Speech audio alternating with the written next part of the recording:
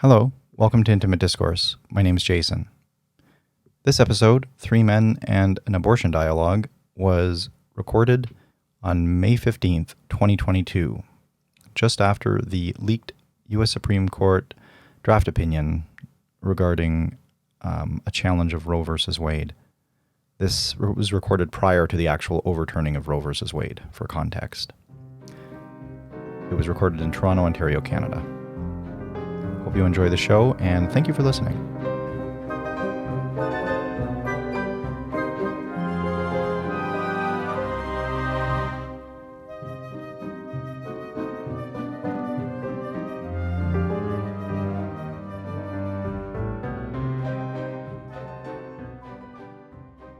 Welcome to the show, folks. My name is Jason, here with Dimitri.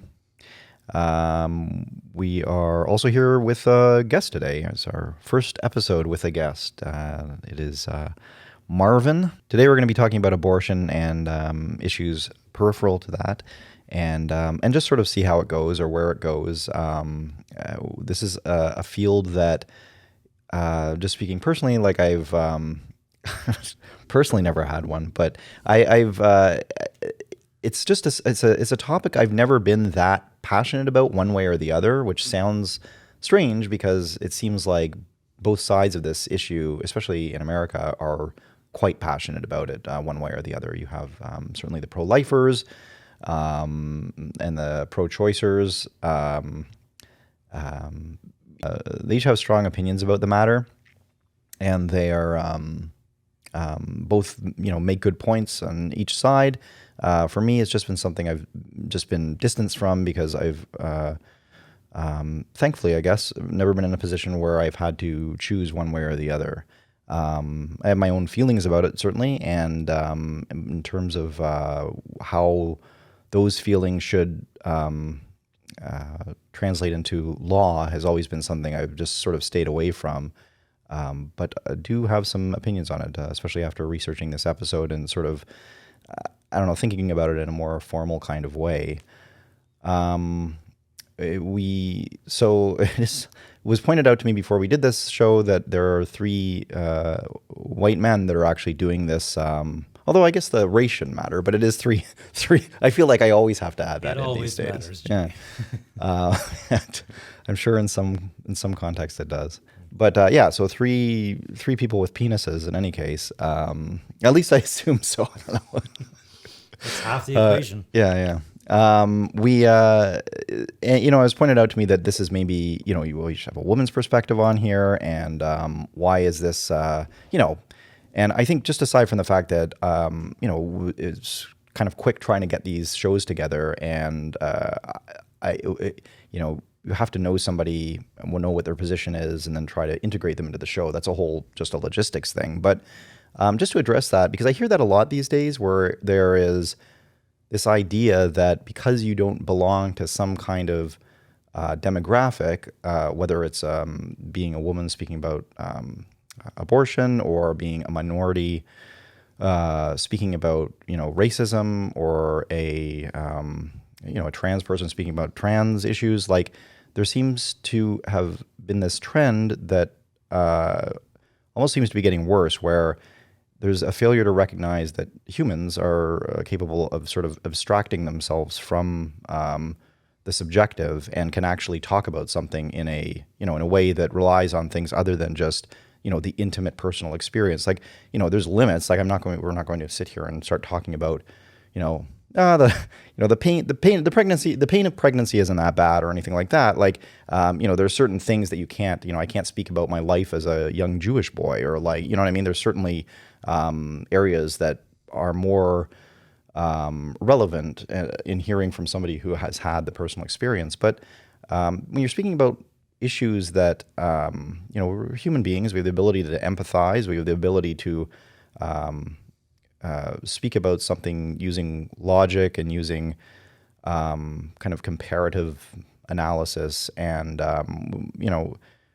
in any case, I don't feel any, I don't feel that there's any problem with the way that we're going about this. I would be happy to have a woman on, but let's see how this episode goes. And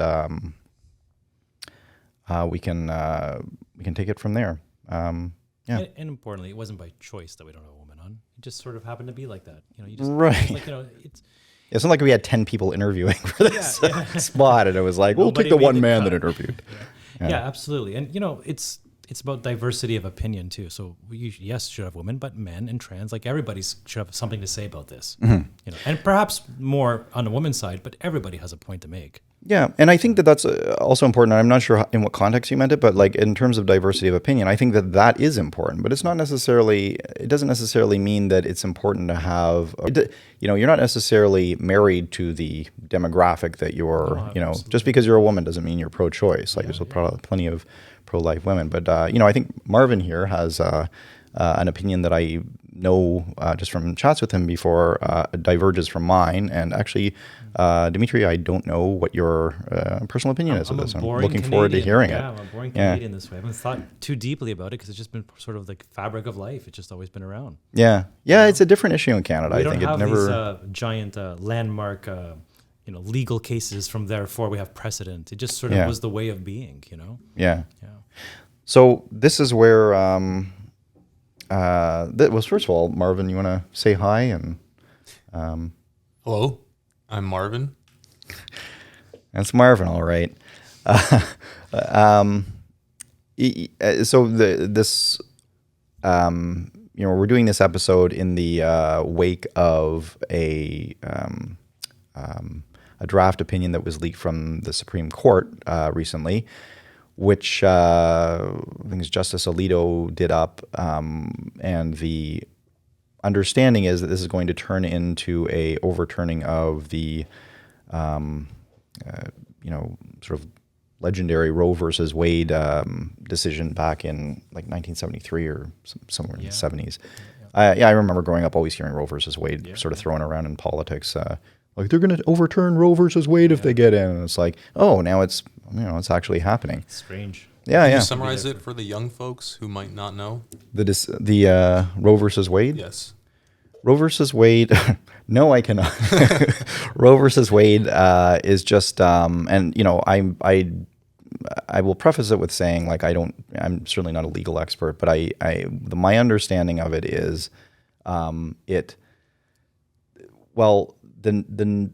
Roe versus Wade overturns the state's right to make decisions on how when women can have abortions or whether they can have abortions or not. So like, I think this draft opinion came about through the, I think it was a law in Mississippi that was being challenged, and it came before the Supreme Court because in Mississippi they ban abortions after 15 weeks. And what I understand to be happening is that we have a group that was attempting to argue that because they're trying to argue that abortion was a fundamental right of people, and it's sort of enshrined in the Constitution, and that decision got all the way to the Supreme Court, and now they're reviewing it, and they're looking at what it actually means to be whether that is something that was constitutionally valid, where it's like, is this something that people have the right to have an abortion? And basically the draft opinion is that no, it's not covered by it. And by that logic, it's then, the overturning of Roe versus Wade is like, well, yeah, states should be able to make laws on whether they want to allow or disallow abortions because it's not a federal issue. At least that's my understanding of it. So, and this has brought about like a lot of fear. I think that it's such a the idea of, because of course it's always portrayed in the media and with politicians, it's always a very polarizing issue. It's like, well, it's either you believe in the right to the sanctity of life, or you believe in the government not having autonomy over your body. So you do get pretty two sharp sides to this issue, and it's a great kind of political firestorm that it can create just because of its it's been so pumped up over the years. Can I ask you why is this coming up now? What has fundamentally happened? Like what was the impetus to bring this up now? So I think that I don't know how often this kind of thing generally happens, like that laws are challenged, like abortion laws are challenged. It may just be the fact that we now have a conservative Supreme Court, so it seems that maybe now the draft opinion makes sense to try to overturn it. And It just seems strange. So you have more, by saying that, there's more Supreme Court judges that are Republican than Democrat. yeah. So, but then you still have to get almost 100% consensus amongst them that they don't want abortion laws. It's strange, right? Because I still think there'd be some, it's not like a universal, you're Republican, you absolutely believe this. Right. It's, For sure. And what's the ratio? There's 12 judges in the States? How many are there? How many There's Supreme 9. Court? 9? Yeah. Right. So then what? You're going to a 5-4 ratio and all 5 have to it just seems a little weird to me. The timing and the way the jerry rigging of all this, It's interesting because the judicial branch of government in the States has been the one branch that I would say has been sort of,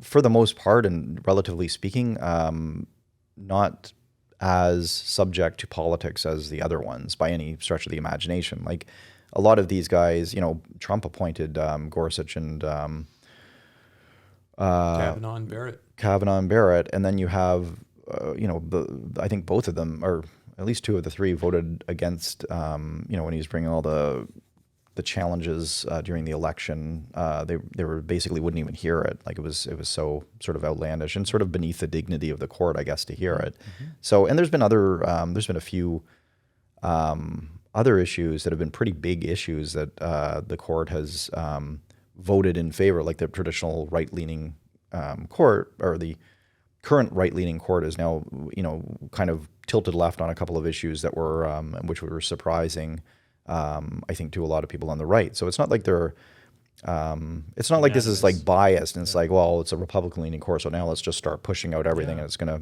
every time 5-4, 5-4. But that might be one of the reasons why this became, why this draft opinion is being created, and it's hard to. The timing does seem a little bit odd because they're predicting in the midterms the Democrats are going to get killed, and this is one of those issues that rallies the voters. It gets people on the streets, it gets them into the voting booth. So conspiracy theory, but you can see that, but I would also argue, and I've heard this argument made. I think it was a Wall Street Journal article or something, where it was there's an argument made that it actually isn't as galvanizing as it's sort of being made out to be. Like people, at the end of the day, are there'll still be states where you can get an abortion. There's still, ultimately you're talking about almost something hypothetical in many people's lives. Like some people have already had kids. Some people, there's few people, there's obviously enough people that are very passionate about the issue that are diehards one way or the other, but it's the general American, is this going to turn anybody's votes? I don't know if it will. I don't know if it's that big of a deal for a lot of people in a practical sense. You might have people that are worried about if they're going to this is going to affect their ability to what are they thinking? What if I get pregnant? And then it's you're talking about getting pregnant while being, the contraception didn't work, so you have that failure, and then it's then you don't want the baby, so there's that second rung, and then it's the third one is well, you can't get an abortion. You're in a state that you can't get an abortion, so and then for some reason you can't travel to the next one. So there's all these things. When you start thinking of the hypothetical, it's okay, you still can get it, but on the side of the left, I can see how this is something where it's you see the beginning of this kind of thing happening, and it's okay, here come the erosion of rights, and which is ironic coming from. It's a pendulum, but also the timing is strange in this era of bodily autonomy. Right. Yeah. It's just strange, and I see an energy almost no, you can't actually do these things you thought were always enshrined in, legal apparatuses like Roe versus Wade, or. You just you can say no to a vaccine or whatever. It just all seems to be the same driving energy where it's moving in that direction, piece by piece. When you extrapolate it and look far enough into the future, things that were considered foundational, whether it's free speech, Roe versus Wade, oh, well, maybe we need a ministry of truth, or maybe you don't actually have the bodily autonomy you thought you had. Right. You know? Yeah, it's interesting. You know, it's always been kind of interesting to me that this is a right wing issue, or like, you know, in the sense that like the pro-life, a lot tend to be right wing. Like like it seems to be something that is aligned with the, you know. When you have only two parties, you know, people just kind of pair off. You know? Yeah, I guess it's that simple, but it's yeah, because to me it's always seemed like more consistent. Like the parallels with the vaccine are pretty glaring here. Like, and for me it's always seemed like, yeah, I'm pro-choice. You should be able to choose if you want to get the vaccine. I'm pro-choice. You shouldn't be able to interfere with a woman's body. Like, so to me, it's always seemed the same, under the same banner or whatever. And but it's and yet it's always seemed to be a right wing kind of darling issue. Yeah, and pro-life is anti-abortion. Like, it's funny how they both have taken like pro-choice, Right. pro-life. Like the marketing has improved on both sides. Yeah. Right. Yeah, and then the pro-choice is actually anti-life or anti-babies. Or Yeah, whatever. yeah. It's an interesting play. So, yeah, I guess let's talk first. I mean, the kind of interesting thing about this episode, I think, is just going to be talking about what, like, you know, everybody sort of has an idea about the issue. It's like, what is our opinion on the matter? Like, you know, this is like, might not be interesting to anybody else, but it's certainly, you know, this is what I think is the meat of it. And like, I think that we are fairly broken up here. I think Marvin and I know disagree on this. This is actually one of the few things. There's a few things that we like major issues that we don't necessarily see eye to eye on, but this is one of them. Abortion is not a hill I'm willing to die on, though. Really, I have an opinion about it, but it's not a strong opinion. Yeah. Yeah, I would say I feel the same. Yeah. I would say the same too, actually. Which puts me funny back enough. into pro-choice in a sense. Like, just, I don't know, you want to do it, it's your baby, your life, you know, Yeah. kind of thing. With, obviously, we'll get into that, like limitations and whatnot. But Yeah. Yeah. I wonder, like, you know, it'd be interesting to poll, like, globally. I think most people in the world probably kind of actually are just reasonable humans. Like, Yeah. you know, sure, okay, you know. Yeah. Yeah, for me, so like I think that and you know, without getting into the whole thing, I think, or maybe with getting into the whole thing, I don't know, like for me, a lot of it is, this is emblematic of a problem I think we have with society, and where there seems to be a discrepancy between what should be codified in law and what is, you know, a morality, or a question of morality or ethics. And like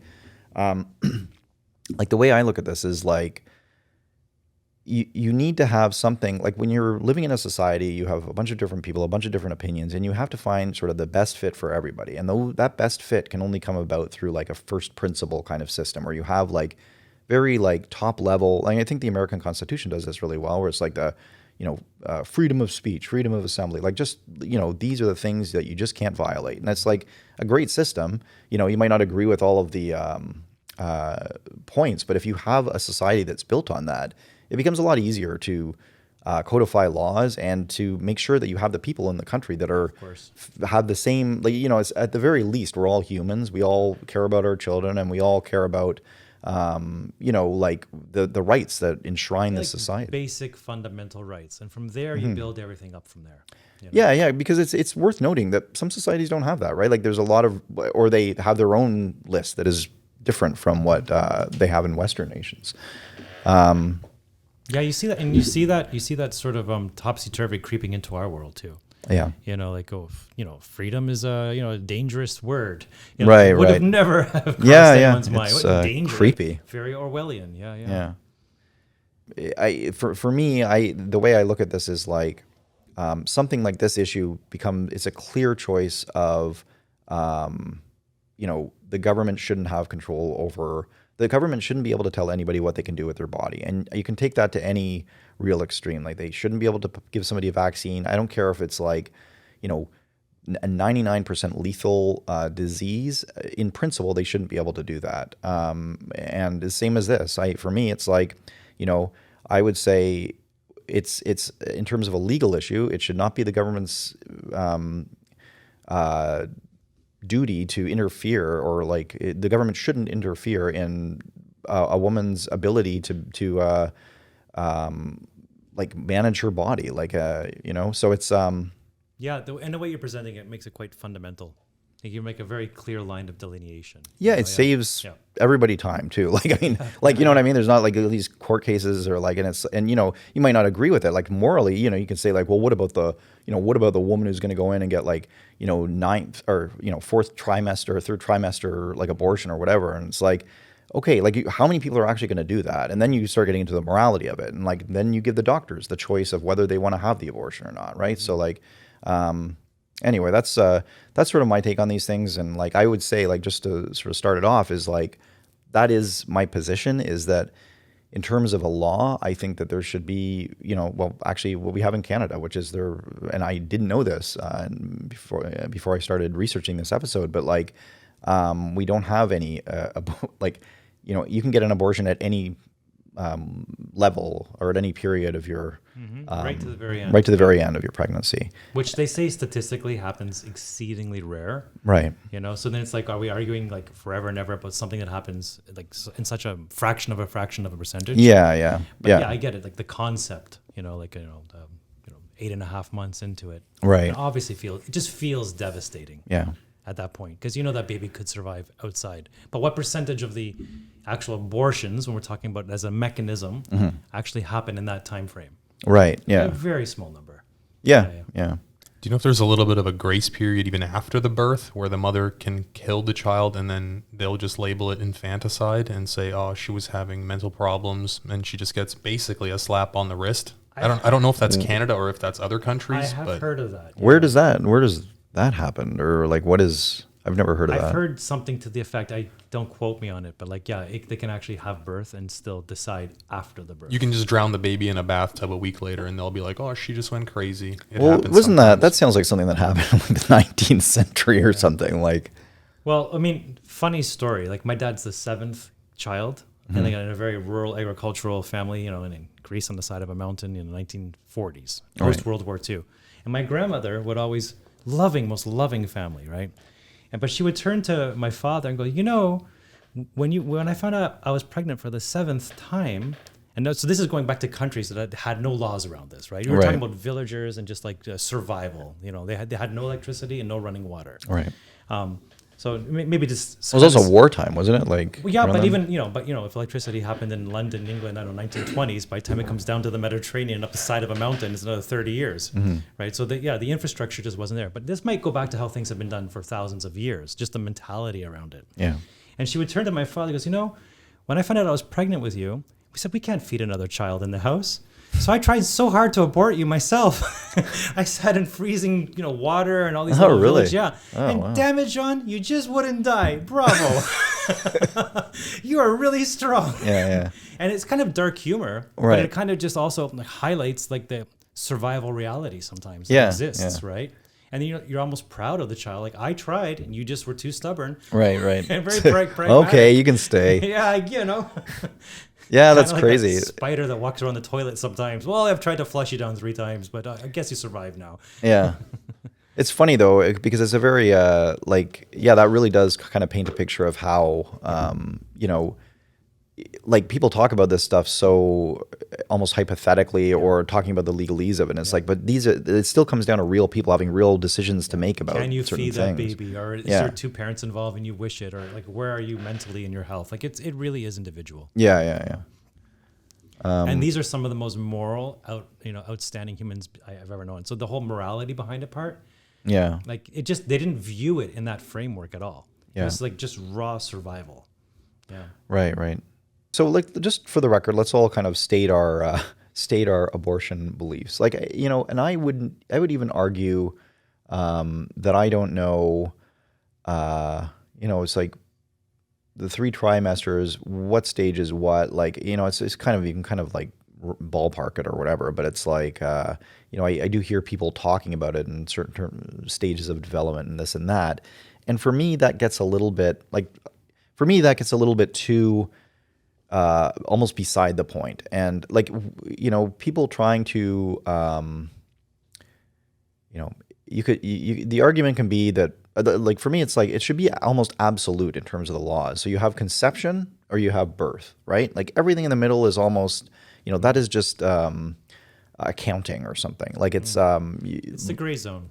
yeah, it's the gray zone. Nobody really knows. Like people say, well, like, oh, that's the development of the prefrontal cortex. That's Yeah. like it's like you don't really know that. The Like, heartbeat. yeah. It can sustain life on its own when it's in an incubator. Yeah. Yeah, moments like that. Why is death so easy to define then? Is it though? I mean, heartbeat and brain function would probably be the two things that matter, right? Yeah, that's a good point. But it doesn't necessarily have to be. I mean, death happens with everybody watching and with a conscious person that can respond to different things, like sort of in the moment. Like, I guess it's not like the dead person like, I am dead now, folks. It's such a tricky philosophical question because it is totally the woman's body. I totally understand her autonomy over this, but at a certain point, it's no longer just her body. Yeah, true. And that point happens at some point when that which is not hers is inside her still. Right, but there needs to be a point of like there needs to be a demarc point, where it's like, okay, this, and for me, there's no way of doing that without infringing on the woman's rights. I mean, in religious terms, they do call it the immaculate conception, not the immaculate first heartbeat. right. Immaculate brain functioning. It was immaculate pretty alpha simple. waves. Yeah. Yeah, it's no, that's a good point. And in terms of the, again, it's moral. So like morally for me, it's like if my partner got pregnant, I would want her. I don't think I would ever want her to have an abortion, and I would also argue. It would probably get to a point where, like, if she was dead set against it and she was going to get the abortion, it would be the end of our relationship. Like, in the sense that it would be, well, I would feel very strongly about it. The fact that it's like you just killed, my potential child. You put it in good terms. Like if my partner got pregnant, no doubt from that moment, if deciding to abort the baby would be like the same to me as deciding to stop a life. Right. So therefore, heart function or no heart function, it's a life. Yeah. And you might be okay with that. You might say it's early, it doesn't feel anything, it's not conscious. Maybe that's your own personal choice too. Maybe it should remain in that realm. But for me personally, as you were just listening to you, if my girlfriend, significant other got pregnant and we were deciding to abort it, even in the first month, it's that which will become life, whether it's life at this moment or not. Yeah. And therefore, it's still like stopping life. Yeah. Right. Yeah. And it's a tough one. Well, it's a tough one because you're at the same time being like, I believe in a woman's right to choose right up until the end or whatever. But it's like, but don't you dare do it because you know what I mean? But that's because that is my child, like, and my potential child. And, I do think that's, there's certainly some merit to that. Right. And men do get kicked out of the conversation a little too easily. Like we are 50% of the equation. Right. Well, yeah. True. Yeah. You're not removing any of her choice though, but there's like big consequences for her choice. Yeah. Your relationship. Yeah, I'm not taking away her autonomy, but I'm saying that,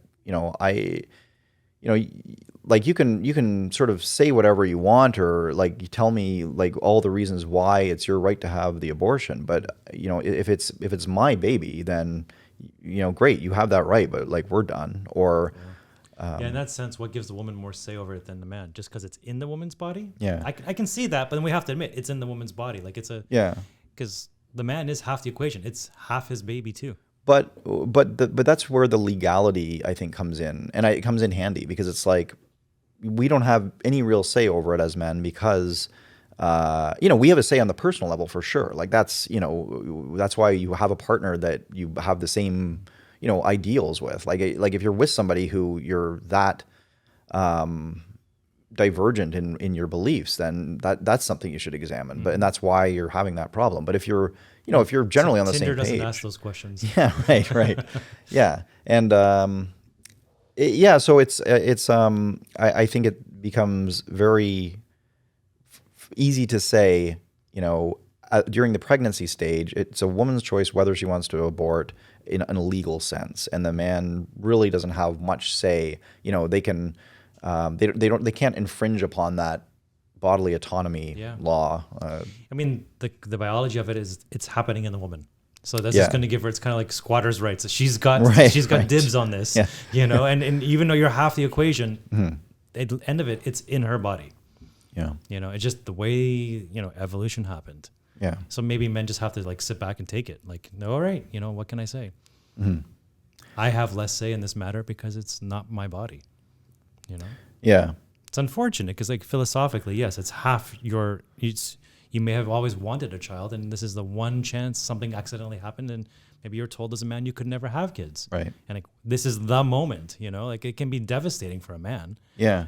But in the final analysis, it's in her body. Yeah, and life is devastating. There's a lot of shitty things that happen in life that you can't control. Like but the idea with laws is to try to find the right balance for the most people and just have some consistency about it so that you're working on these, I know I say this first principles thing a lot, but it's like, it just makes everything easier. It takes away, court cases, tough decisions, like, you can have all the inward turmoil you want and like have, debates endlessly in your household amongst whether you should get the abortion or not. But like in terms of the law, it should just be, we don't want the government, like I don't want the government, interfering in any aspect of my life. That's not like, okay, you want to charge taxes? Like that's a little bit like, I would even argue about some of that, but some of that I can be like, okay, we're in a society. So there's some concession there, but.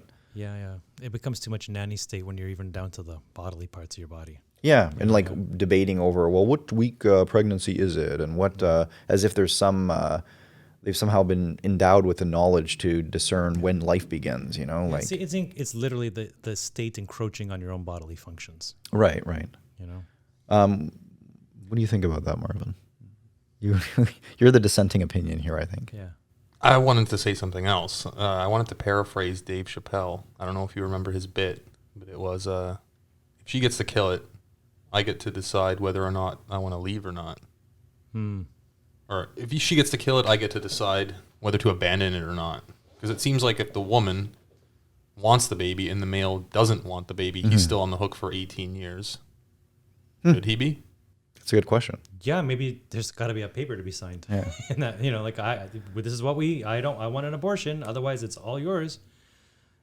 That's interesting. I think but I think that, I mean, just hearing that, like, that sounds reasonable, like to me. I mean, I think, again, you get into the moral and legal, like obviously you should be morally, that's a burden you have to carry as somebody. Psychological too, like, because at the end of the day, it's the man, I'm going to go deep here, but like the man penetrating the woman, perhaps that is the contract in itself.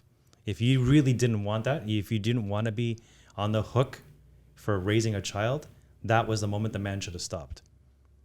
Yeah, like it comes back to people who are meeting, like, and not to, we can maybe talk about like promiscuity and all this, like, if you want to be promiscuous and you want to meet women all the time and have sex with them, that's fine. If a woman wants to do the same, but it comes at a cost. It comes at a cost, and you might find a man that does leave, or you might find a woman that does want to abort the kid, and you might change your mind. But like you have a responsibility for your actions, and that's part of it. I think that that's the case of the Dave Chappelle thing is like, okay, well, I would say it's morally repugnant for a man to just sort of walk away from your responsibilities like that, but legally, he should be able to. It's not his. In my teenage years, my father used to say, as a man, there's only two things you have to be careful of. Oh, what is it, Dad? Where you put your signature and where you put your penis. Right. It's kind of brutal. Yeah. But there is a certain certain contractual agreement when you become amorous with somebody. This may go down that road. Right. This is what that action creates. Yeah. Yeah, and you should have the and not to be puritanical or whatever. It's just like you have to be comfortable with the person you're with on some level. If it's some sort of, you just get together and it's a casual thing, that's fine. But know that you're both risking something there, and there's a potential for damage there. And if it's not, then maybe you're on the same wavelength. So if unplanned pregnancy happens or something like that, then you can you're both going to be like, the man will be like, okay, I'm ready to play my part in this, and the woman will be like, and I'm ready to have your child. But to a degree, Marvin's point is reasonable. Like if he says, I just don't want to have this, and there's a medical intervention that could prevent it from happening safely for everybody involved, please do it. I can't afford it. I'm not emotionally stable for this, whatever. And the partner's like, no, you are on the hook for the next, 20% of your life or more. That's quite the asking. Does anybody know the law on that? It's just as Marvin had explained. I think you're on the hook. Sir, it's even worse than that. I don't know if this was in Canada or the States, but a man did a paternity test, found out the child was not his, left the woman, and he was still on the hook for child support. I mean, that just sounds like we're a getting to the episode. obscure territory, but I'm sure weird things like that have happened. And they have a relationship before, maybe there can be all kinds of stuff, There's a lot. I mean, we could go down a whole government intervention in Canada. It is really tilted toward the woman in terms of spousal support.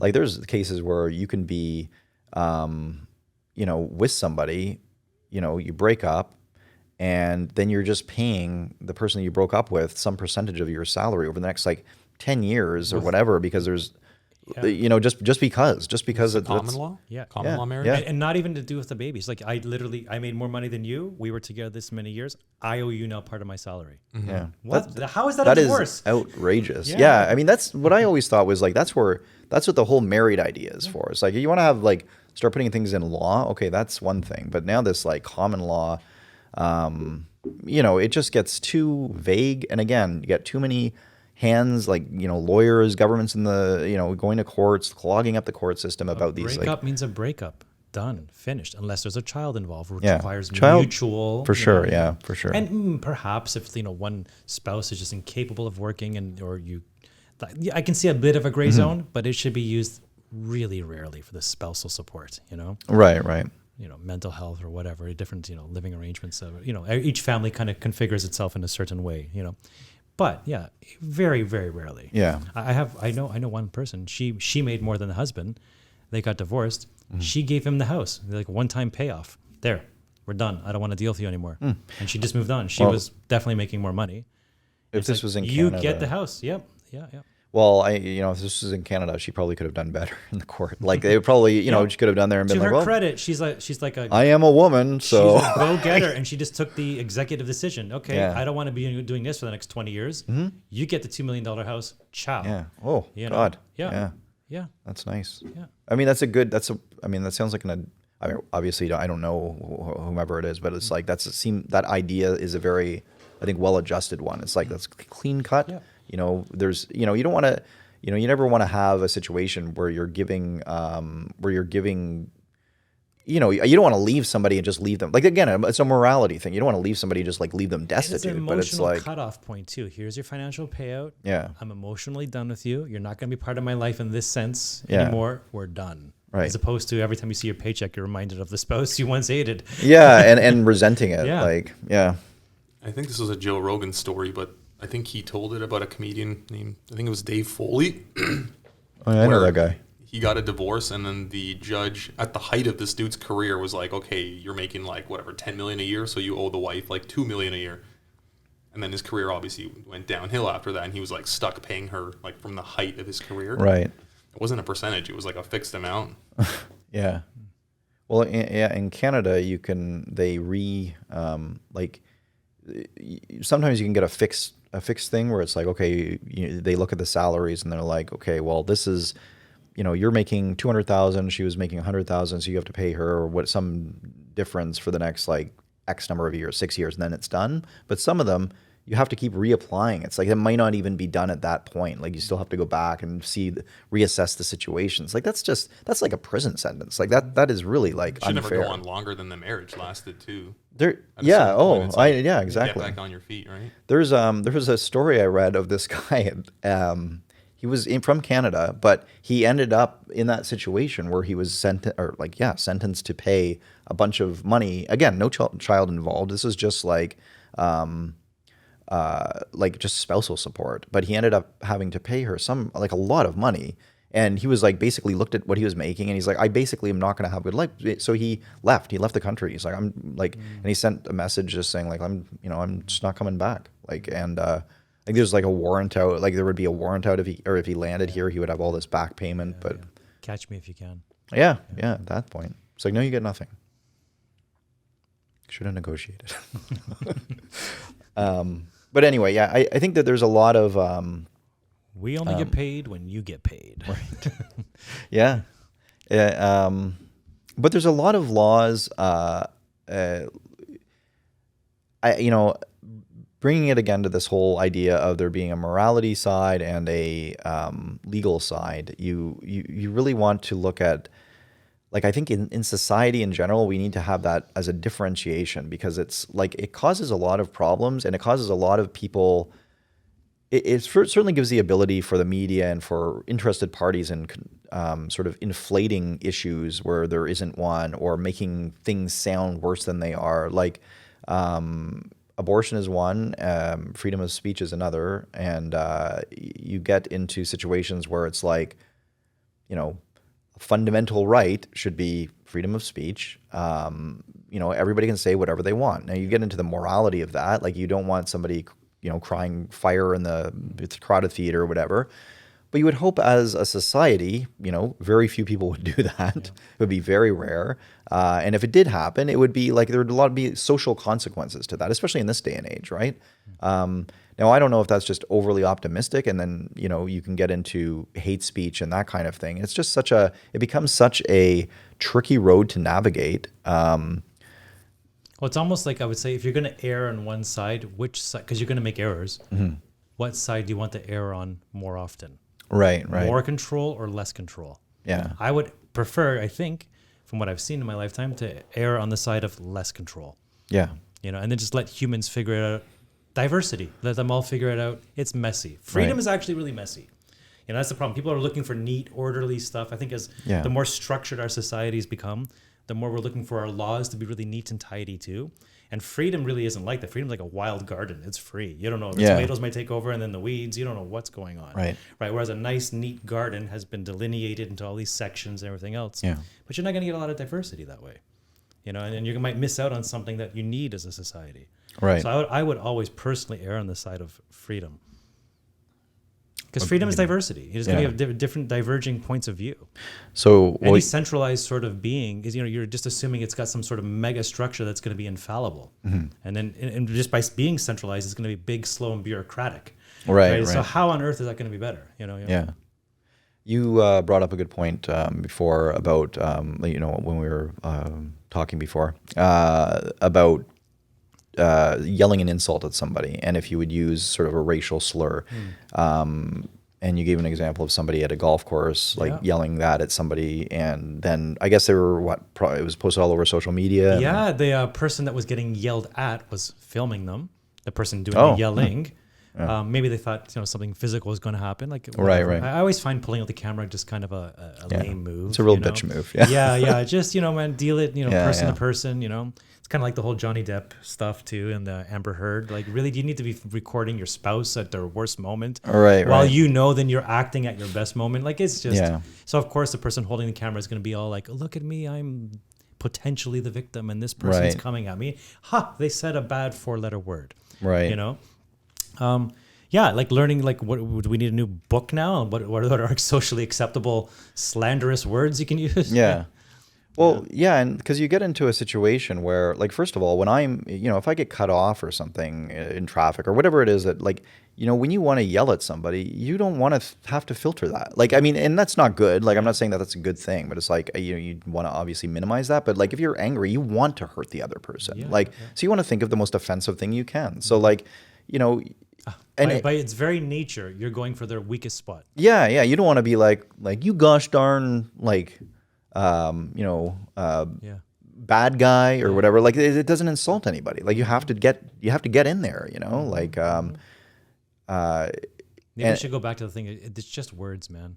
Exactly. That's what it comes down to. Nobody touched you. It's just words. If they had said all that stuff in a foreign language, you would have had no idea what they said, and you would not have your feelings hurt. Yeah. So it's actually kind of gets a little spiritual, but it's your interpretation of the words almost as much as what the actual words are. Right. So, well, now here's an interesting thing, and if anyone wants to say anything, just interrupt. I don't want to monopolize anything, but if you get like, this is another question where it's like, why don't you have a woman on the show? It's like, well, we are 3 white men, so maybe this is, and 3 straight white men.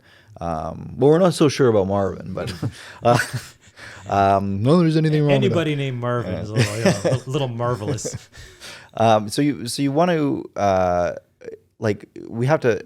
I can appreciate that somebody might say, look, what the hell do you know about, insults or whatever? Like, you don't know what it's like being a minority or this and that. Sure. And I can appreciate that. Like, you're right. Like, I don't know, and I haven't had that particular insult. But come on, everybody. Someone say glasses, 4 eyes, chubby. Yeah, everybody's been assaulted. So I spent years in high school. Like, there was this, one of the schools I went to, it was like, that was all people did. Like, it was just fights and like, insults. And it was just like, I've been called, I don't know if I had the 4 eyes. Well, maybe in grade school I probably did have that, but it was, I had a lot of like, people thought I was gay for a long time in high school and stuff like that.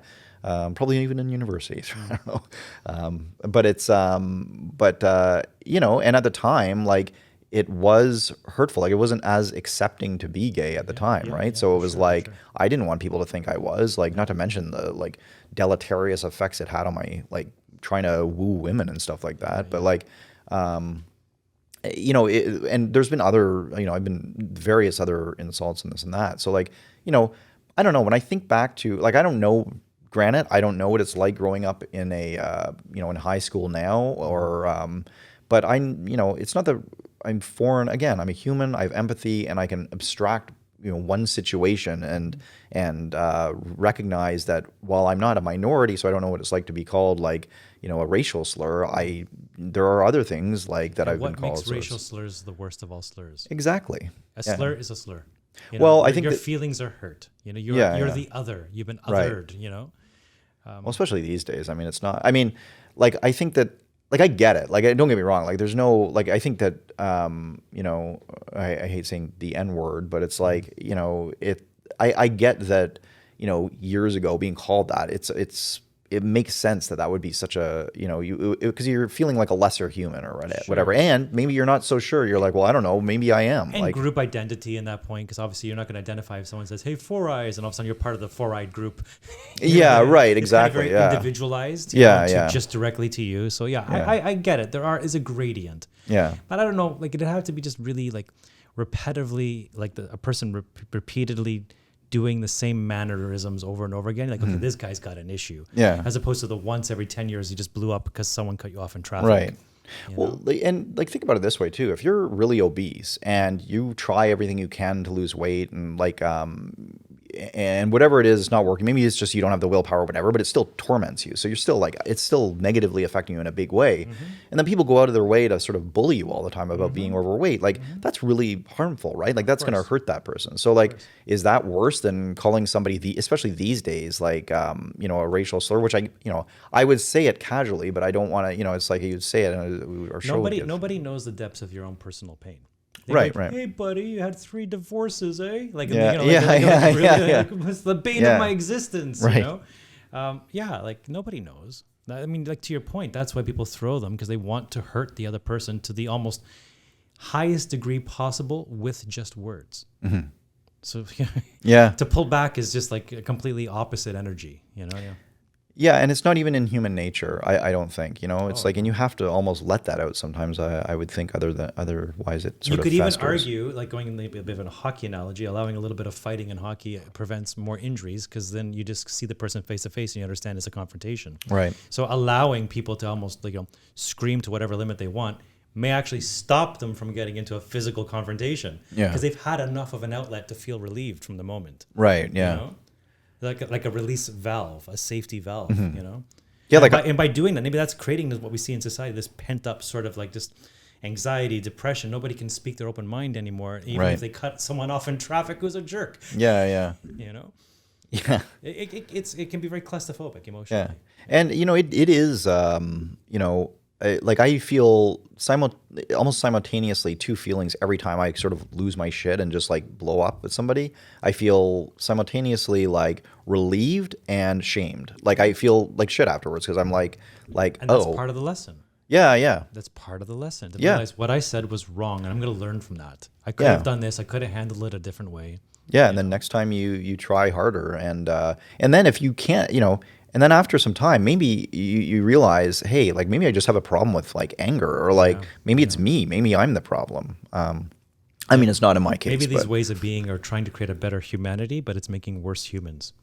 yeah. Like we're looking at like such a group. What makes for a better world? But is it actually making you better? Do you have the chance to make your mistakes, falter, and learn from them? Yeah. I agree. But can we bring it back to abortion for a bit too? Do you Yeah, mind? by all means. That's Because I know Marvin has some we really have, I think, different points of view on this, and he's a very intelligent guy, and he has a way of like putting things. And I just want to know, like where you stand on all this. yeah.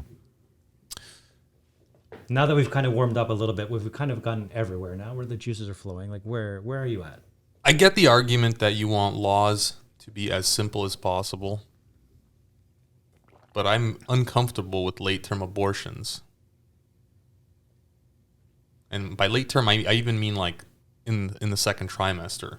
So second trimester, what is that? Like what's happening in the womb? I mean, you've got a heartbeat, you've got brain activity. They're already kicking. You feel them moving. I mean, there's a reason why Planned Parenthood did not want the women to have ultrasounds, because when the woman sees an ultrasound in the second trimester, she sees a living baby inside of her, and she doesn't want to abort it at that point. I'm guessing some of these women at that point still think it's like a clump of cells in their stomach, but they see a fully formed human in there, and they don't want to go through it anymore after that. Well, what's in it for Planned Parenthood to like Do you want me to more put the abortions? tinfoil hat on or no? Yes, The by all means. the body parts of the aborted fetuses are used for various things like cosmetics, research. They're very expensive. Wow, it's like recycling. Yeah. That's wasn't there a movie like that where they were like using the body parts? Will Smith, the eyes at the end. It's got the other person's eyes in his face. Oh, maybe. Yeah, I don't know. Can't. Yeah. Yeah, I see your point, but I think in Canada, no abortion clinic recommends, I don't know if they allow, after 23 and a half weeks, which would be at the end of the 6 month or so, Allow what? abortion. Well, you're saying 3 months even. Well, Or is he it said 3 to second 6? second Trimester, So you have yeah. 24 4 to weeks. 6, yeah. Yeah. So at that point, I think I was reading last night officially, at like the clinics will just, they don't want to deal with it at that point and after, but I'm sure it happens. Yeah. I'm sure there's some private clinics So somewhere. there is even the clinics seem to have a line. Whether how often they cross that line and how easy is it to cross that line, I don't know. Yeah. But that's what they would officially write. Yeah. But I don't think, to your point, I don't think anybody emotionally feels good about the idea of babies being aborted in the like 7th, 8th, 9th month. Yeah, but at the same time, I don't want to ban it either. I just want to be able to call the woman a murderer if she goes in there and gets a 7-month-old fetus ripped apart and taken out of her. Is that a fair trade? Well, it depends on what you consider life. If you would consider it alive at that time, and now it's no longer alive due to her actions, yeah. Well, you could have a cesarean. I don't know when that kind of kicks in, but like 51 weeks is the earliest recorded for cesarean. premature birth. What is that? Wait. That's a year, isn't it? You said 51. Did I say 51? 31?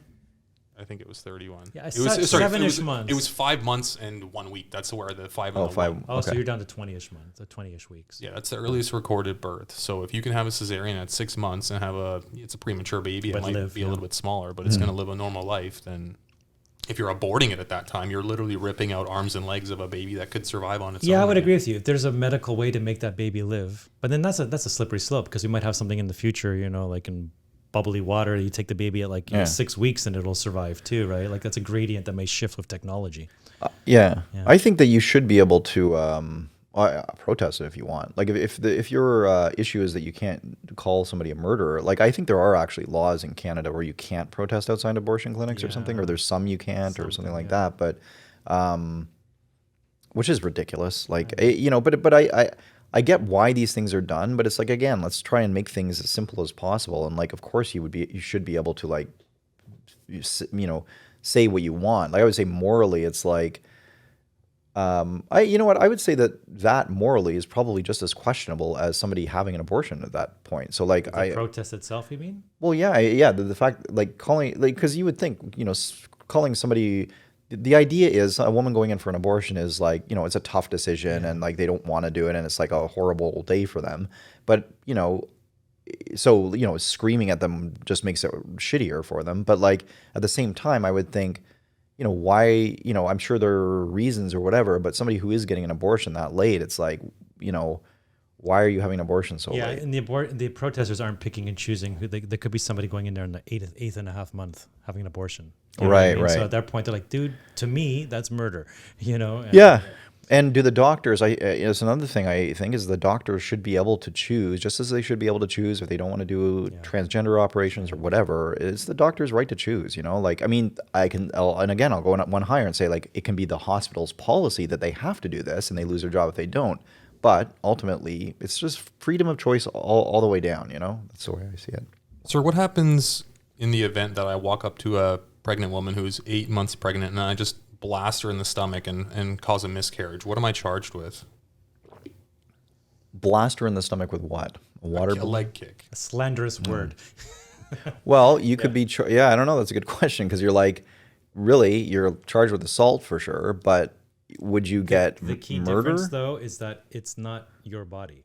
You'd find yourself in the ridiculous situation of your lawyer would be trying to prove that that wasn't a real life in there in order to spare you from a murder charge. Well, there's been cases where a pregnant woman's died and the guy's been charged with a double homicide. Why is that? Well, that's The mother died, though, right? Yeah. the mother. Yeah, so that takes it out of the abortion, the whole pregnancy part, in that sense. Well, the mother and the child died, I think. Yeah, but I think the key feature here is like, so the kick was, and okay, it gets confusing because you could say the fact that she was pregnant and resulted in herself as the mother dying because of complications due to being pregnant and being kicked. So it becomes intertwined. But you just kicking a person, that person dying, in itself is murder. Right. Yeah. But if the baby were to die and she survives, right? Yeah. I still think that I'm just guessing, I still think it'd probably be considered murder, to your point that it's then a true life, it's its own sentient being. But the key difference is that it's actually the difference is that it's in her body, so she gets to make that decision. It's still part her. Well, she gets to make the decision on whether it was murder or No, not. whether she wants to abort it or not. So what is murder in this case? Because he's trying to make the point that aborting a baby at 8 months is murder. So then if I punch you and your baby happens to die, isn't it all, that's going to be charged as murder?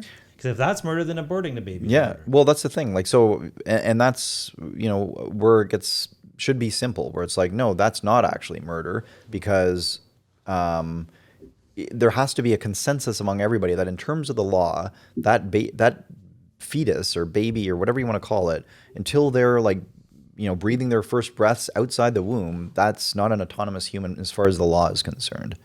See how technology screws things up. This used to be so easy. It's like this where did this miracle come from? And you don't, like, because without modern technology, this wouldn't be a question. It'd be like, it's not right, born right. Yeah, they wouldn't, and they wouldn't probably, well, they might know if it had died, but, yeah, I mean, it's a good question, but it's the kind of thing this is what makes things so murky, is that there is this kind of like all the opinions on this are sort of, you start getting into the nitty gritty of like certain, weeks of gestation and this and that. And it's like, no, let's just agree to say, and of course, like, are innocent lives going to be like, whatever your personal feelings on it, like whether you think that the baby is alive from the point of conception or not. And like, I would say that, there's some argument to be made about that, but like, we have to agree as a society that we can't look at it like that. Like otherwise these things get too complicated and there are too many ways to interpret them. And I could see the argument, somebody thinking like, well, that sounds like, child killer talk, but it's like, again, you have to separate the moral from the moral and the ethical from the legal, because otherwise you have this like morass of like ambiguity that you can't kind of extricate yourself from. You're always going to be arguing back and forth about things, and things are, it's like let's let's just cut it clean and then move on to the next issue and just do that all the way, get everything done like that. I think there has to be a certain business-like way of looking at laws. Like, you want to be compassionate, you want to do this, but you have to, make a firm decision and Stick to it. And be consistent. Yeah. What do you think, Marvin? Okay, let's give them full bodily autonomy. You can get your abortions up until 9 months, but when you walk out of the clinic, you're a fucking murderer. That's what you are. Sure, take all your bodily autonomy, but I'm not going to pretend like you ripping out an 8-month fetus is not murder. Well, you don't have to pretend, but I mean, so that would affect you in a personal life. Like, you probably wouldn't want to be with a woman who was like telling you that she had I think she's going to atone for those sins. From like on high. Yes, she will be judged negatively.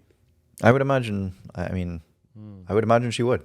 I would agree with that. But like, I mean, obviously, I don't know. But like, that would make sense in a kind of universe where like that kind of thing happened. But I sort of have do like we live in a universe where that kind of thing happens? Like, that's a whole rabbit hole. That's for another time. But my middle ground is this: like, you have. How soon do you find out you're pregnant? At worst case, a month. You miss your period, right? Let's ask the women here. Is that what happens? Maximum 3 months. They might, Yeah, I'd you say know- like 90% of people know they're pregnant Yeah. within 3 months. Yeah. Unless like there's something really strange that occurs in the second and third trimester, like you should already have your mind made up by the first trimester. That would be my middle ground. It's like I don't really have a big problem with getting an abortion relatively early. I mean, there's already a heartbeat at like I think 4 or 5 weeks, but like I don't think the nervous system is developed by then. So in terms of like just being a pain thing, I don't think anything there is feeling any pain by being aborted.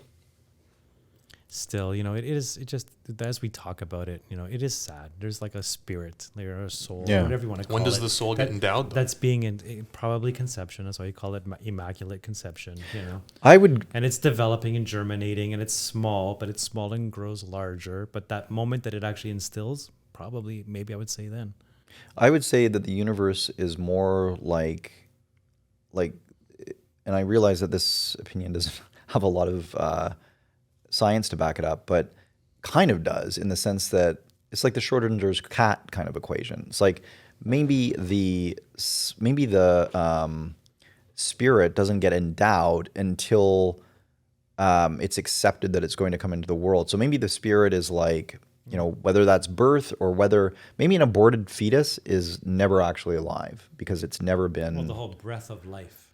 Yeah, or like it's just that it's we tend to think as humans it's so stratified how we're thinking. Like if you zoom out, incorporate like quantum mechanics and the whole idea that you can have these 2-state systems where it's like not that thing or that idea isn't actualized until does a tree fall in the forest, like if there's nobody to hear it, like if the kid alive, is the fetus have a soul if it gets aborted? Like, I don't know, I would think maybe, like, I would say maybe it doesn't, and maybe that's just a rosy colored way to look at it, but I don't think that we can assume that it does. And I think maybe that's where it goes back to being a mother and being maybe a woman. Yeah, because they're just sitting there Yeah. 5 months and they're feeling kicks, right, and they're yeah. singing to it, and maybe it was kicking and they start singing and it stops kicking, and you see it reacting to the world around it, even though it's still inside her. Yeah, I can only imagine what that feels like. yeah, but maybe that's only women that have chosen to have the baby, right? So like, but then you have women that lose the babies too. They have souls, so it's it gets. I mean, it's obviously all conjecture, so it's like whatever. But that whole arguing that on either side, I think, is you just kind of go down a rabbit hole because you don't know. I mean, nobody knows at the end of the day anyway, so it's kind of beside the point trying to make the argument that like well, they have a soul and you're killing a soul. It's like, do they? I don't know. Marvin's point is pretty, like, I understand it, because it's like he's basically saying like it's the woman's body and she can have her choice, and just own up to what you're doing. Right, that's basically what you're saying. Yeah, there's women online who brag about how many they've had as if it's like How many abortions they've had? Yeah. Okay, that's horrific. Yeah, that So is. I've heard this argument before, and I don't know enough data on it, but like, do women use abortion as a form of birth control?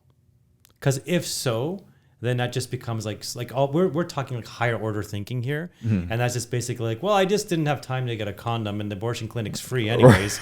So, and who wants to pay? Trojans are really going up in price these days. Right. So I'm just going to go have an abortion, and then that just feels like so utterly immoral to me. Yeah. I just don't know to what effect that actually happens. Like, how many? Is there a stat that says women who get abortions are more likely to have more abortions? Yeah, and but isn't it like, see, I guess, what, we should have had a woman come on the show, but like, isn't it a problem having, like, I mean, it's not like you're just going in and getting like going on the treadmill for half an hour. Like, it's like you're going in and it's a medical procedure, isn't it? Like, or is it so easy now? Like, whatever it is, it is a day. So yeah. Yeah, so it's some investment of time. I mean, I do know people who've had 2 or 3 abortions because they were just being risky. Right. Yeah. And there is a stat too. I was reading that 54% of women who get pregnant had used some form of contraception that same month. So they're like, to counter my point, they are trying to not get pregnant. It just sort of happened. Right. Right. But then I go, well, that means 46% weren't. Right. Yeah. And 46% is a pretty large number when you're dealing with life and death. Yeah, like, I think that's pretty callous to use, birth control or abortion as birth control. I wonder if that's, Talk about offloading personal responsibility yeah, to your soul and to the universe, to life itself. Right. So, well, what about like contraception then? Is there an argument to be made there? Like, maybe we just go full Catholic Church. I mean, there's no, I guess you don't have like a fully fertilized egg at that point. So you can see like, okay, you kind of blocked it. But that gets deep because it is still a form of life. Semen is a form of life. It's not, Yeah, but you never have the semen in the egg. Semen lives matter. It's when you get the unique DNA that it's the first step of a new human is when you have a unique set of DNA with a fertilized egg. If you prevent that from happening, there's no difference, in my opinion, between rubbing one out into a Kleenex or into a condom. Yeah, I suppose. Like, I don't know. This may not work, but is when you plant a seed in the soil, is it an autonomous plant at that moment, or only once it actually gives birth to a fresh tomato? Like, at what point do you say, if I pull this out, it is no longer like what? There's like you said, it might be a really complicated answer or an exceedingly simple answer. Well, who's to say this is a bigger question? So like, and who's to say that souls are one size fit all? Right? Like, who's to say that there isn't small souls and big souls, and it's not an evolving process? And like, you got soul, brother. Yeah. Lots of souls. Like you got lots of yeah. But you get, but you see what I mean? So maybe like, because I always think like, okay, you don't want to eat any, I don't know. So sometimes I'm talking and I feel like somebody's listening to this and it's just like, my God, this guy is like just fucking ignorant or just so like, but you get like a little, when I see people protesting, like, vegetarians who don't want to, eat meat, it's to me, and then, you get vegans who want to kind of bring it back even more, like, no milk and et cetera. But like, at what point is it like, like lettuce is alive at some point, you know what I mean? Like, vegetables are alive too. So like, where is the demarc there, The universe is just always eating itself. Yeah, like there's a whole like organic evolution to life itself. So it's like you could say, sorry, I watched Invasion of the Body Snatchers the other night again, and Cool. it's a really scary movie. That was probably the first truly scary movie I saw, and it was probably like late 70s on television or something. Yeah. And I don't think I've ever watched it since, but it's stuck in my mind. Yeah. Right. Yeah. I feel like sometimes we have I wouldn't say more interesting conversations, but we have interesting conversations in the breaks during our shooting here, and it's unfortunate because it's like I feel like I'm often coming on here and saying like, anyway, we were just talking about, and it's like some topic that sounds, that was actually touched on a lot of good points, but I want to kind of bring it back up. But there was one where, like I think we've all known, anecdotally, and I'm even with you guys, I don't know whether you've had abortions or whatever, and this is a very private thing. Like you don't go around generally advertising it, but I would imagine it would be something that people have mixed feelings about, even if you're, if you're young and you had an abortion and then like got older and it's like, oh, maybe I shouldn't have, or maybe you're just looking at your kid one day and you're just like, I had that decision to make, 8 years ago, and I just made the wrong one. Like, I don't know if that's even a thing. You never hear parents kind of complaining about their kids to that level, but maybe they think it. But I think there is something to be said for, and this is something that happened sort of off camera a few minutes ago, where we're talking about somebody who, Marvin, you're somebody you went to school with, or a couple of people you went to school with, and yeah, there was actually 2 girls that I went to school with who for sure were faced with that decision because they must have been 17 at the time and they were pregnant and they ended up having the kid. And, you see their Facebook posts 5 years after that and they just seemed like they were the happiest out of anyone in school. And they had their careers delayed, if not stopped entirely. The one thing I will say about them is they seemed to have a good support structure. They had grandparents that looked like they were there and would help out with that. So there was still some balance there in their lives. But yeah, I mean, just anecdotally, it looks like the 2 that kept their children seems to be pretty happy keeping them. Are they, did they have like husbands or boyfriends that stood by them, or? One did not. One got pregnant with another student at the school. They never stayed together, but I'm assuming he's paying support of some sort. And then the other did eventually get married to the guy that had the baby with her. But I think that was inevitable. They just seemed like a good couple. And how old would they be now? They're probably 33, 34 right now. So like I was saying, like I think, they went through their dark period, let's say. It was hard. Their life got stopped. Kind of like COVID for the last 2 years. You all of a sudden have a baby in your next 2 to 5 years. You're, baby formulas and diapers and not going to nightclubs or maybe able to continue your education and whatnot. But now they've reached this other point of the transaction, let's call it, where all their pain was front-loaded early in life when they have the naive energy to get through it. And now they're at this moment where they can really enjoy their child and they have a full life in front of them. Like if that child is a person you're going to love, let's call it the most of any other human being in the world, wouldn't it just then stand to reason the more years you get to love them, the happier your life will be? Right. You know, if you have a child when you're 40 and then you get terminally ill at 65, you only had 25 years to know your child, of which they were only an adult for like 7 or 8 years. Yeah. As opposed to having a child when you're 20 and let's say you live to 80 and now you've got to know your child as an adult for the better part of 40, 50 years. It's a completely different experience in your own life and to that child's life, to know their parent, not just as a parent, but actually as like a friend and as another, just a human on this earth traveling together. Like I love the fact that my parents had me at 20 and 24. So my mom I'm 49. She's 69 years old. Mm-hmm. Like I know her for all her faults as just a human now, not just as a mom anymore. Right. Same with my father. Yeah, same. And of course, that seems like an impenetrably large gap when you're like 14 years old. By the time you hit like 30 and 35, like they're not that much older.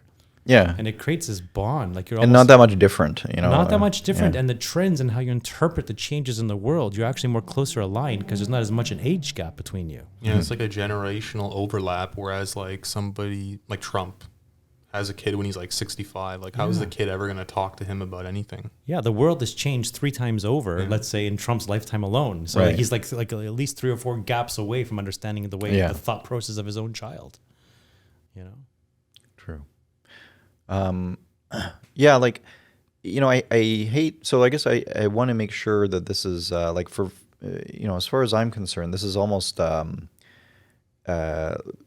like, it's interesting to look, like I would say anecdotally as well, like you do hear about children being so, like none of us have children. That's funny that we're doing this show like this, but like I know everybody that I have spoken to about this, there is at least some level of, yes, this injected a significant amount of meaning into my life, like having this kid. And motivation. And like statistically, they're more successful than people without kids. Interesting. Yeah, Lights because a fire under your butt. yeah, maybe just to support and stuff Certain like that. people, certainly, maybe not all people, but yeah, I could say he finally became the man he was supposed to be because he had children. Right. It's Yeah. And subconsciously, what does that do to your bosses seeing like a family photo on your desk?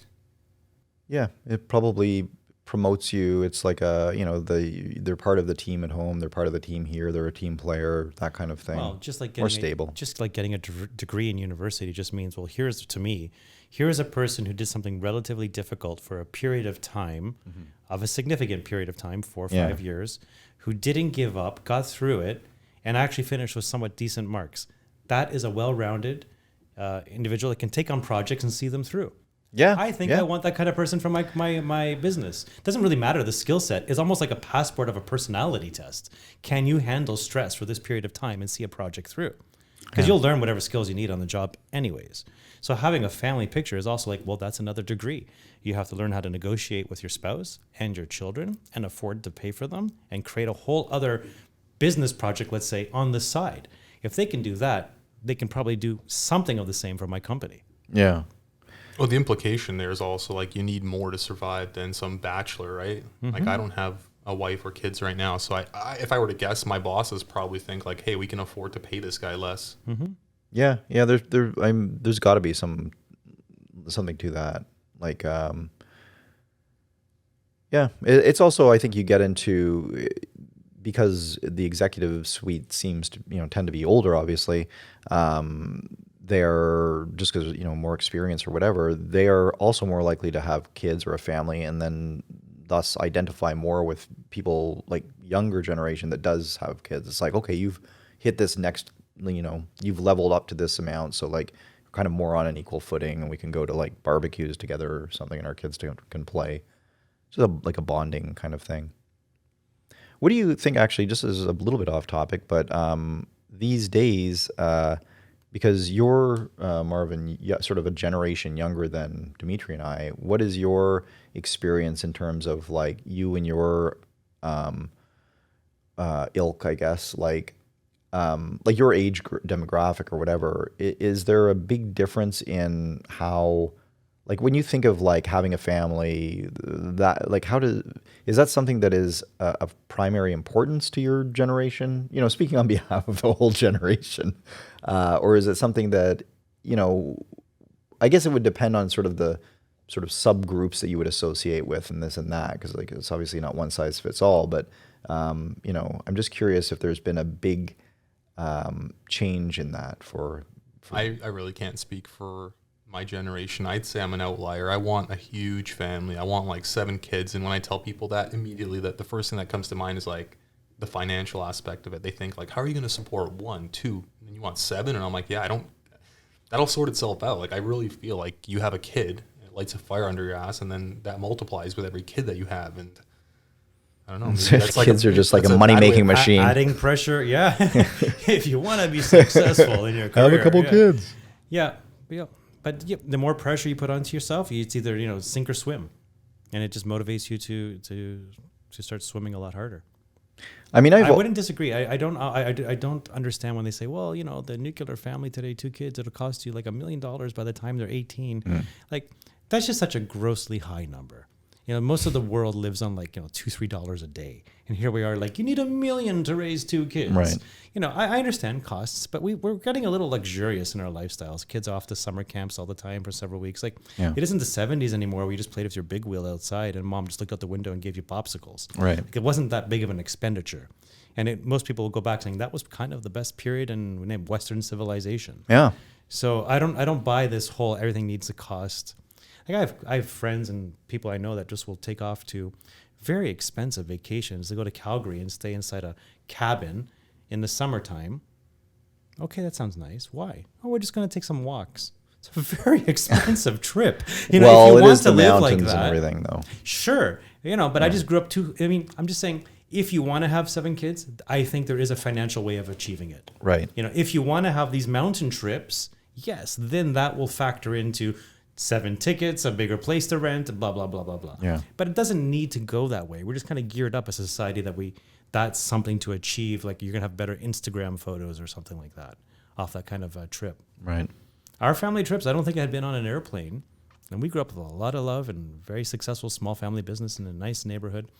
I think I hadn't been on an airplane that didn't go back to my father's home country until I was like 25 or something. Oh yeah. Like if I was going on a plane, I was going to Greece. Right. You know, and it was fantastic. You're gonna be 6 months and you're 6 weeks there and see friends and family and swim, and it's a great time. That's all the vacation I really needed. You know, so there are ways to do it. You know, I just don't. It depends on how you want to gear your life. But you're right. The type of life that is promoted most is not the lifestyle that you're just trying to tell people you want, and that's why you're throwing them a curveball. Yeah.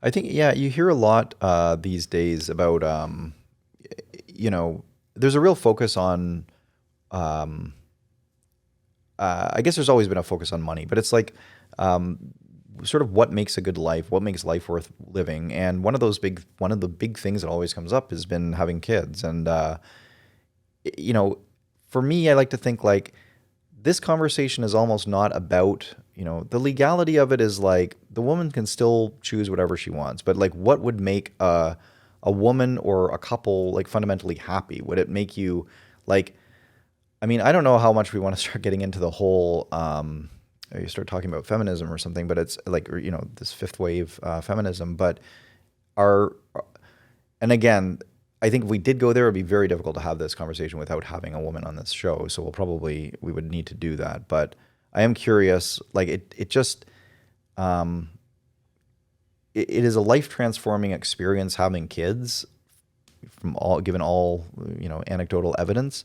And there almost seems to be a push against it with a lot of the younger generations these days, like, you know, whether it's because they think that the earth is, you know, the world is so horrible with like they will definitely the climate. call you greedy at some point. Yeah. What, having the kids? Freedom, kids, my God. You know.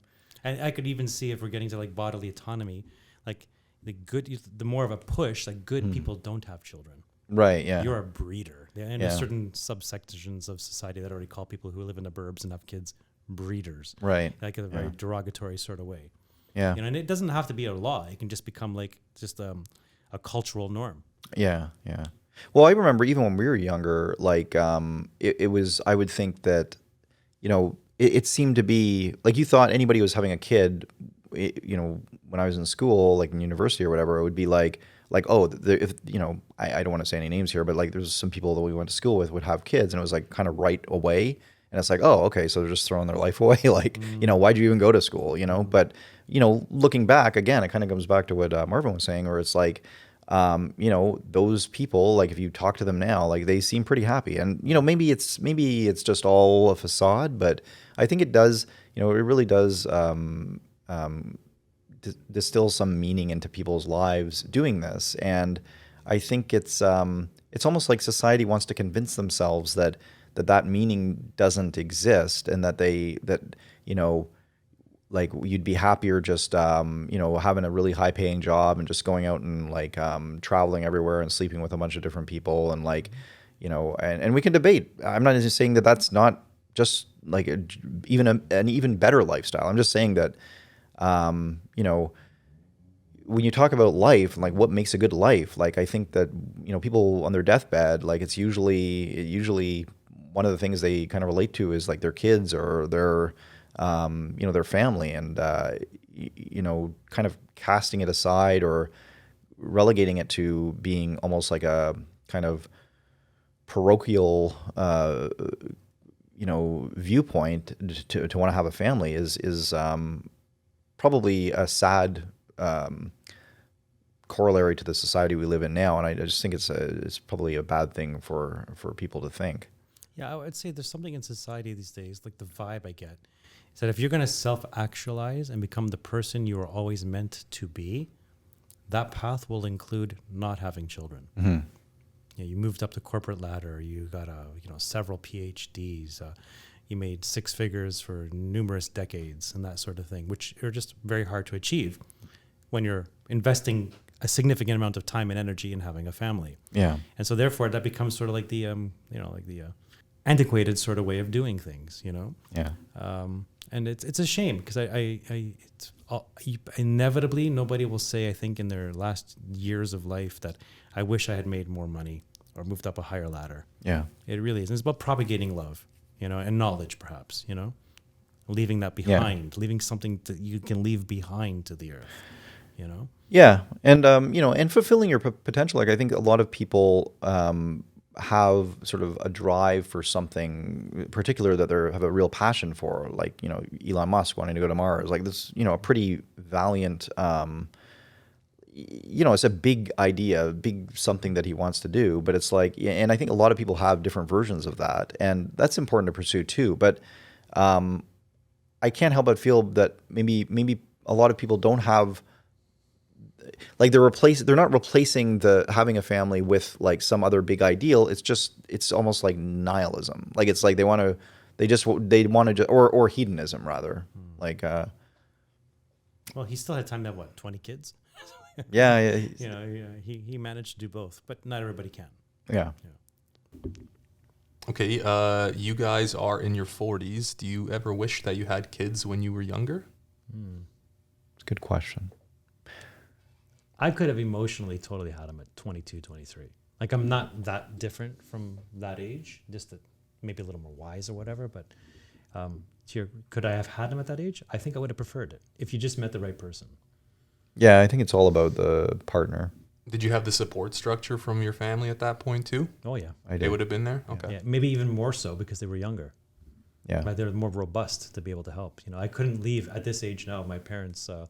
In the early 70s, they wouldn't be able to leave like a newborn with them or something. They wouldn't be, it'd be too overwhelming for them. And also, even a toddler would be too energetic.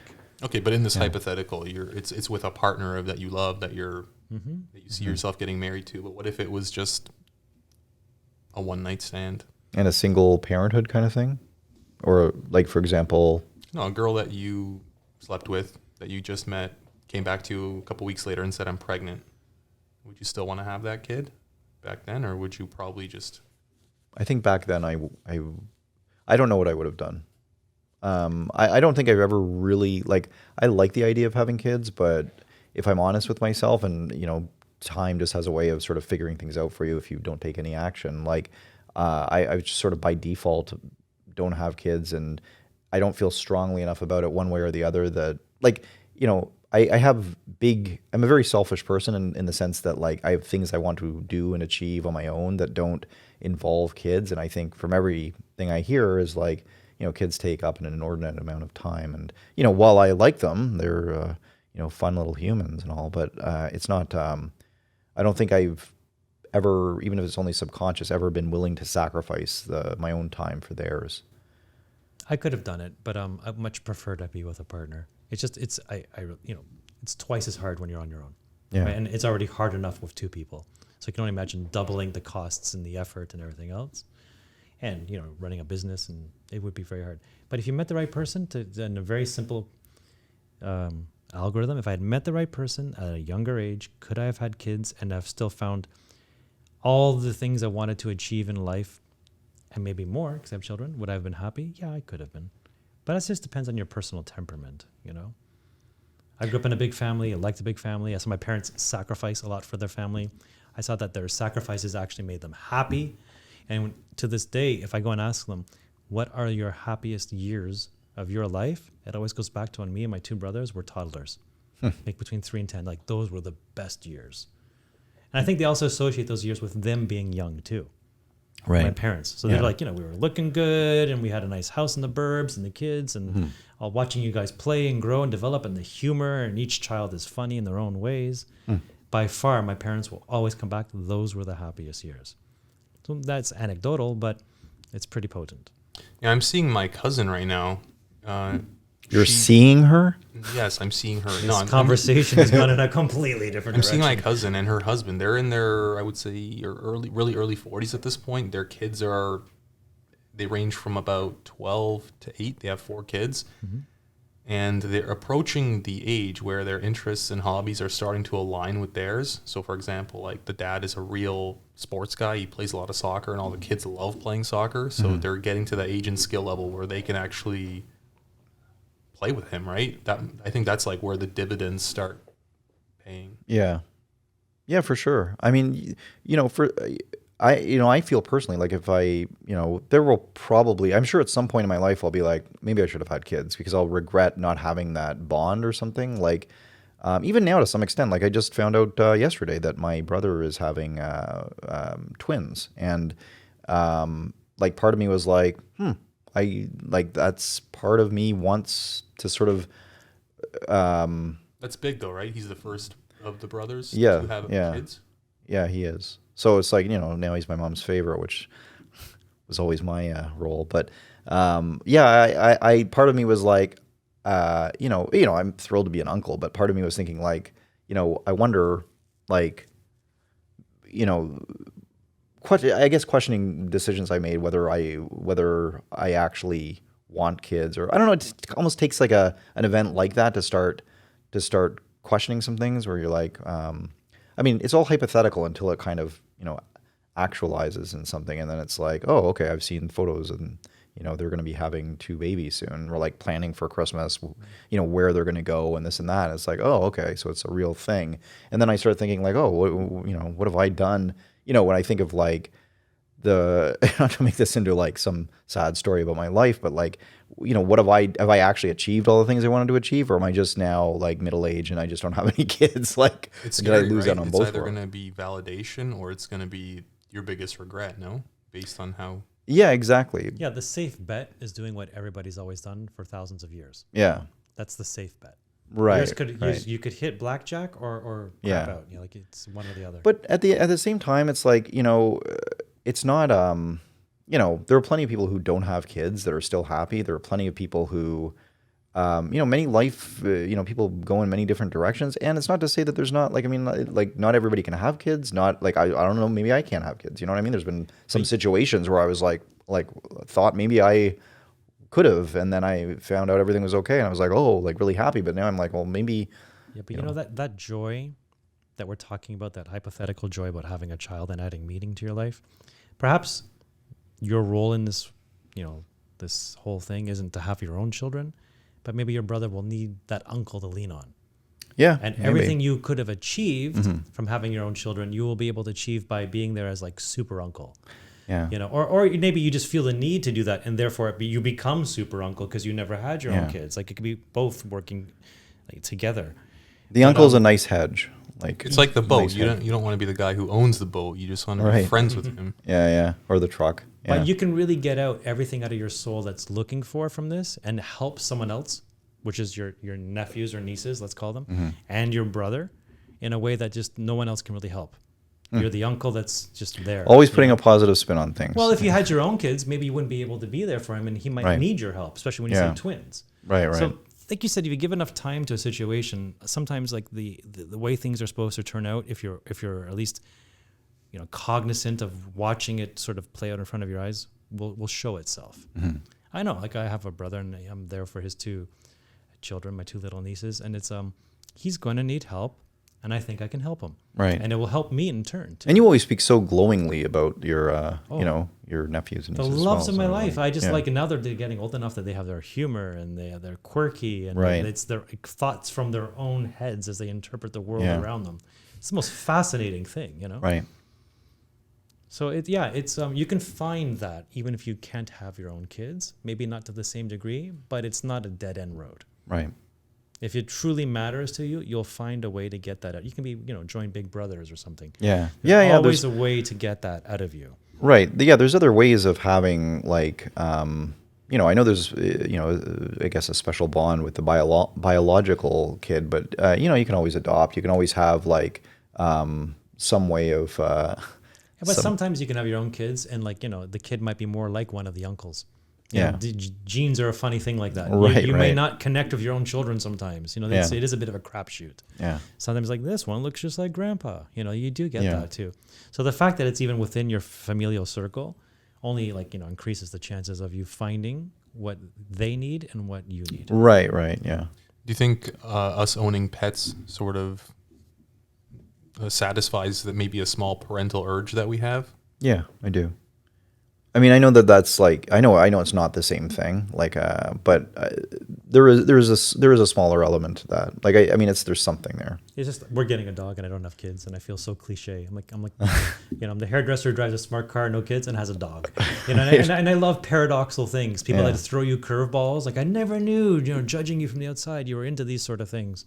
Yeah. But at the same time, you're like, it's love, and like I'm gonna give it love. It's gonna give us love. Yeah. Who am I to deny love? Yeah. More love is just more love. So I just ride with that. And he won't be borrowing money off you all the time. No, it might cost you some money. Yeah, that's true. That's true. And you have to be willing to do that. Yeah, yeah. That's a sacrifice that people do have to make who are pet owners as well. Yeah.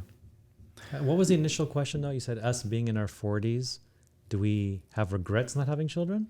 Yeah, when you were a lot younger, like late teens, early 20s. Yeah, no, it just happens. It just happens, and you have to just accept what happens as it comes to you. I think you have to accept when you're 20 and you have a child out of, like I say, out of wedlock, and you have to accept if you waited too long. It's just it's a crapshoot. Yeah. How do you think you would feel if you got to your 40s and you just never met the right person?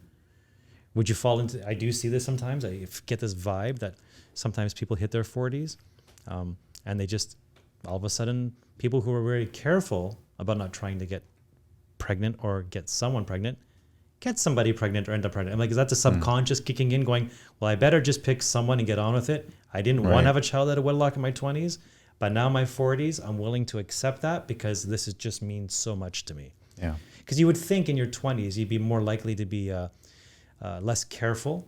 So for that same person to make it through the danger years and now have that happen in their 40s, feels like to me it was sort of like a planned accident. Right. I think you see a lot of that too. I'm actually in my early 30s, and very recently, I just had the urge to want to start a family, and I don't know why. A year ago, not even a year ago, I didn't want to, but yeah, just recently, I'm like, shit, I want kids now. Yeah, biological things matter. Your genes are kicking off, Yeah, I never had that same feeling, but it wasn't that I was so strong the other way. I think it really does come down to like your partner, and like it's not like I've been with people that I like didn't love, and still am, but like, and it depends on what they want to do too, and what the mutual decision is. But I guess I could say like I could conceive of a situation like if my partner was really really wanted them, and it was like this, it became. Like I could buy it. I didn't want a puppy at first either, but we rescued a dog, and I'm happy we did. So I mean, one of the things that probably contributed to my mind being changed was when my grandmother was going through dementia and Alzheimer's. I saw the way that my mom was taking care of her in her final years, and then I thought like, what happens when you're 70 or 80 going through that and you have no kids to take care of you? I thought that would be terrible. Because then my grandma ended up going to like not a hospital, like is it called a hospice? Like a where you're just long-term care. Yeah, and there was people in there that were just like wards of the state, basically. Like it was just these random nurses who didn't know them that were taking care of them. They had no family to take care of them. I'm sure the service they got was crap.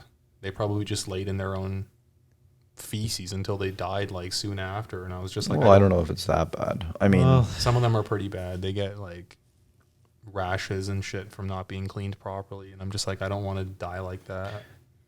I mean, personally, I just think like I would be. I've never really worried about that, but I can see how that would be really sad for somebody going through that. I always just think I would just be pumped full of drugs and I'd be okay with that. Like just or just be so far gone. It's like, whatever, let me doodle or something like, but maybe that's naive. I had a grandparent who, she was never, she was in a long-term care facility, but like we went to see her all the time, and it didn't seem that bad there. Like it seemed like, it's just not that much fun to go into like a place where there's a bunch of elderly people, some of whom are quite sick. But they have activities, they have things like, you meet with the people. I'm not saying that the nurses aren't like overworked, or maybe some of them are resentful or whatever. And hopefully that doesn't ever manifest in like, any kind of abuse or anything. But like, I don't know. Is it worth? It's cultural too. I think it's like it depends on Yeah. where you're from. I know during Corona, like Greece didn't have much of a, and it's great. They had a very strict lockdown, like very strict, but they didn't have the deaths like their neighboring Italy did, because they're actually Greece doesn't have a culture of long-term care homes. So a lot of the outbreaks, like whatever number we're floating to say 60-70% of the outbreaks were in long-term care homes, generally speaking, Yeah. here in Canada. They didn't have that in Greece because people don't really live in long-term care homes. Right. What's the culture? They're just single family households? Yeah. Or like multi-generational? Multi-generational. You get stuff like that, or they do build a lot of these 2-3 story condos, and then typically maybe the grandparents live on one floor and the in-laws live on a different floor, and then their kids live on a different floor. And so there's interaction throughout the building, but they're all in their own separate condos. So you just pop in, make sure they're okay, you walk down a few steps, you go back to your condo, that kind of thing. So it's great because the doors are always kind of kept open anyways. You have to buzz to get in. But within the condo, because it's just all family, people just kind of oscillate up and down. I would have thought Italy was like that too. Like, Me it seemed too, very but it was multi- also in the north, and I think the north is a little more Central Europe rather than the south of Right, Italy. right. So I would assume, without ever being there, the south of Italy might be culturally a lot more aligned with Greece, as opposed to the more like as you're bordering like Switzerland and Austria and stuff like that. Those heathens. Yeah, a little colder up there near the Alps. So I'm just kind of it's just a very stereotypical thing, but I think that I think culture plays a role. Harder though to as children of immigrants in this country though in Canada to be able to recreate that. Like even like the physical structure of buildings is different, and how do you work at the cost of the buildings. But yeah, culturally, I wouldn't ever want to go into a retirement home. And I wouldn't want my parents in there, and I would move heaven and earth to do whatever I can to look after them until it's just beyond my capabilities. Yeah, well, I mean, and that's what happened in our case. Was like, I mean, like I said, like we went to visit my nan's like all the time. It was just, and and she would, for all intents and purposes, good. Like she actually kind of thrived in many ways because she would meet friends there. She's very social. But it became more a case of worrying what would happen when nobody was there, and like, you had to have somebody always there just in case. So, but yeah, I wouldn't want that being said, I wouldn't ever want my parents there. And I've either, heard it so. on the flip side too, like to the counter your point, Marvin. Like what a burden to place on your children that they have to look after you when you get older. It's like some people say, well, I don't, it's such a like almost greedy that you're almost planting the seed that in the future I have long-term care helpers. Well, if you have 7 kids, that's They can one day a disperse week. it. Yeah. Yeah. Very good point. That's But then good there's strategizing. Yeah, but if there's only 1 or 2, and there's no guarantee they'll even live in the same country, never mind province or be close to you. Yeah. Yes, it's pretty popular in the Indian community right now is to have multi-generational families in Canada, and there's pros and cons to it, but I mean, like, it just seems like a net positive to me, especially with the housing prices nowadays. Well, yeah, I am a fan of the lifestyle completely. It's just it's aligned more closely to my worldview, let's say. Family's important. It's a social structure, and you might end up bonding with your great grandchild or something in a really unique way. That's what makes those magical little stories sometimes. Actually, I think we should probably wrap it up, but I have something to say that I was going to ask you about, or your better half about, actually. But so my partner has gone into a lot of genealogy stuff lately, and she's really been researching it. My dad is really into it too, so he kind of got her going with it or whatever. But she's just obsessive over it now, and she ended up finding a bunch of second cousins that she has living like around the world, and some she just found out, it was like maybe a couple of weeks ago, that they lived in Argentina, in Buenos Aires. And she started talking to them over Zoom, and it's her cousin and then his daughters, and they're all on the call and all talking as if it was like they didn't skip a beat. Like their English was good. The one guy, like her actual cousin, is more just Spanish. Like I think he can understand, but he can't speak as well. But the other two are just like fluent English, and really like the conversation. I was just there for some of it, but like it was very flowy, very like there wasn't like. Sometimes you'll have a conversation with somebody and is not a first language, and it's like kind of awkward and you're not getting the jokes. But like genes matter. Like, there's a certain, like, your brain is hardwired in a certain way, and people just seem to understand you. Yeah. Right. And you get that from familial connections. Yeah. You can, I have this, amongst my own family. I'm like, oh yeah, when you head up north and you take the road that goes left and right, and one brother will be like, what do you mean? Like east or west? Meanwhile, the other brother's like, oh, I totally know what you're talking about. Right. And like, you kind of just, because you're not being so careful in your wording, but you don't need to be, because the other person just sort of intuitively understands you. Right.